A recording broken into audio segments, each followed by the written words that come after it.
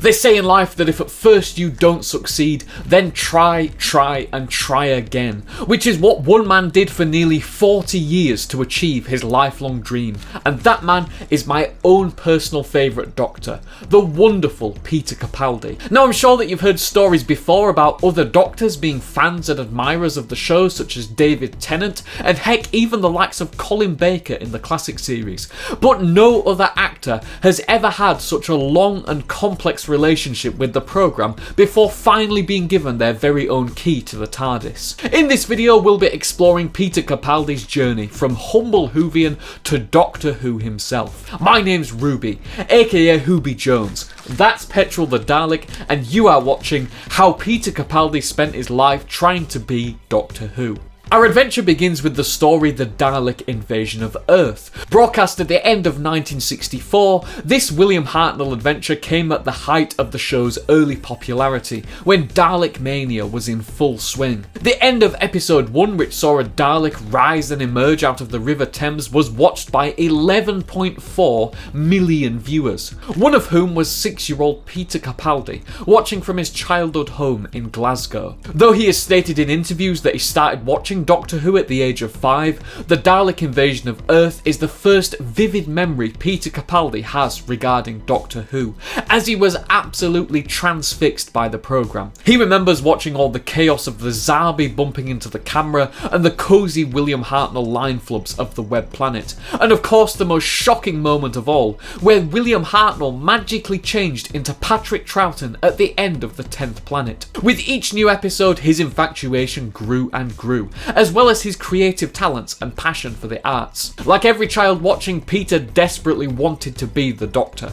and would frequently enact scenes from the show in the playground. It was his love for the show that inspired him to become an actor, as he wrote into his local newspaper at the age of 6 years old, saying, "I love Doctor Who, and when I grow up I want to be an actor so I can help Doctor Who." He later said in one interview about the show, "Even if I hadn't been cast as Doctor Who, my acting would probably have been influenced by William Hartnell or Patrick Troughton, Jon Pertwee, Tom Baker, and all of the other guys, because those were the actors that I really watched every moment of, as opposed to Laurence Olivier. These were the guys that I was watching and who I wanted to be." But growing up in a working class family in Glasgow, this dream seemed far beyond his reach. This was until the early 1970s, when Jon Pertwee was in the title role, and the 13-year-old Capaldi sent several letters to the show's then producer Barry Letts, inquiring about how the programme was made. Then, a while later, he received a letter from the BBC which contained the scripts, floor plans, documents and photographs of the serial The Mutants, which was currently in production,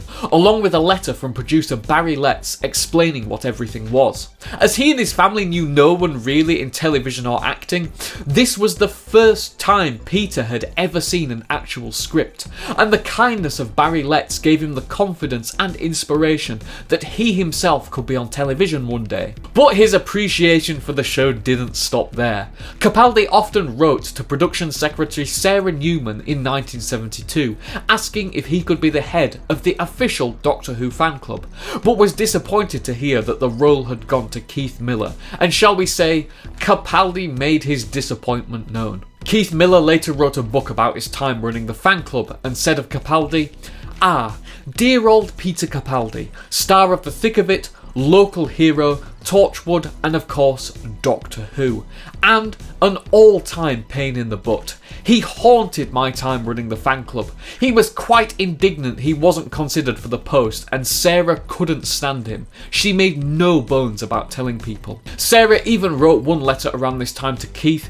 in which she said that she wished the Daleks would exterminate the young Peter Capaldi. The early 70s were the peak fanboy years for Peter Capaldi, as this was the time where his favourite serial Frontier in Space aired, as did the 10th anniversary special The Three Doctors, which Capaldi enjoyed so much that he wrote a letter to the Radio Times expressing his appreciation. This letter is so cute, and it has lines in it like, "Your special has certainly made the year for Doctor Who fans." Peter Capaldi also started his very own Doctor Who fan club, of which there was sadly only one other member, and even managed to meet Jon Pertwee, Tom Baker and Elisabeth Sladen at the time, Peter also had his own Tom Baker scarf knitted for him and spent hours wandering around saying "Splendid Sarah" over and over again. His enthusiasm for the show reached such heights that he was mentioned as "this Peter Capaldi" and such by the show's then producer Philip Hinchcliffe in an audio interview around 1975. 1981, however, saw one of the biggest tragedies with regards to Peter Capaldi's fandom, as his loyal devotion to the programme which had consumed his youth sadly began to fade, and he drifted away from Doctor Who with the departure of Tom Baker. But no matter, as he was already on his very own exciting career path as he studied at Glasgow School of Art, before becoming frontman and guitarist of the punk rock band The Dream Boys, which led to his first ever TV and film roles in the early 1980s. Before this, he had also sadly purged much of his collection, saying in one interview, "I was totally geeky, but when you reach the age of 17 or 18, you move on and discover sex and drugs and rock and roll. I'm ashamed to say that I had a kind of bonfire of the vanities. I had a huge collection of Doctor Who books, autographs and pictures, but I threw them all away to go and drink lager and eat curries. That was silly, wasn't it?" Although he had left Doctor Who behind, the 80s and 90s were where Peter Capaldi's professional career really began to take off. And in the mid-1990s, the chance arose to become part of the institution that had defined his childhood. As his star was very much on the rise around this time, he was asked to audition for the role of the 8th Doctor in the 1996 Doctor Who TV movie. But for Capaldi, however, he wasn't ready to become involved in such a prestigious role, saying, "I didn't go.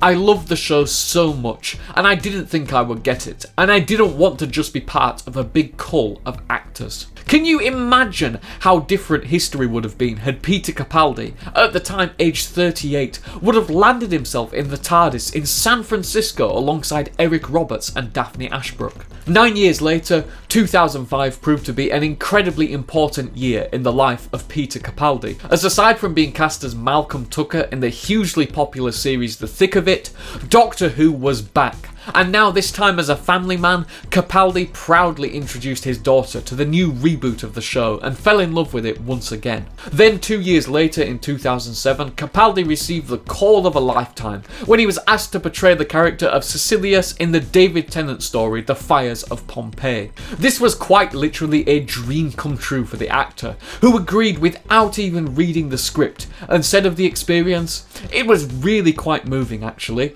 I asked David Tennant where the TARDIS was, and he said, 'I'll show you.' It was covered in drapes because they hadn't finished dressing it, and I pulled the drapes back and there it was. It's such a part of your childhood, and you've survived." Peter logically assumed that the Fires of Pompeii would be his only official role and association within Doctor Who, but little did he know at the time that just over a year later, he would once again be having another brush with the TARDIS. 2008 saw David Tennant publicly announcing that he would be leaving the role at the conclusion of the 2009 specials, with incumbent showrunner Steven Moffat being tasked with finding the next Doctor. One of the names Moffat considered for the role was that of Peter Capaldi, but having just had the mega success of David Tennant, he thought that it would be totally inappropriate at the time to cast such a radically different and darker version of the Doctor. And so we got 3 excellent seasons with Matt Smith in the title role, but when the time once again came to find the new face of Doctor Who, there was only one choice in the mind of Steven Moffat. Peter Capaldi was invited to make an audition video at Moffat's house, in which he instantly became the Doctor. Then on August 4th, 2013, the news that Peter Capaldi had finally achieved his lifelong dream of becoming Doctor Who was finally revealed to the public. Capaldi said of his first days on the set in his dream role, "I remember when I first came into the TARDIS, I had to be very patient, as the very nice prop guys showed me how to work the TARDIS. I was thinking, I know how to work the TARDIS. I've known for a long time, probably longer than you, so you don't need to tell me. Every day is amazing." Peter Capaldi, alongside showrunner Steven Moffat, was very keen for his Doctor to bring viewers back to those cold, wintry nights in Glasgow, watching the often irascible and mysterious yet lovable William Hartnell. His Doctor was to be less user-friendly than his predecessors.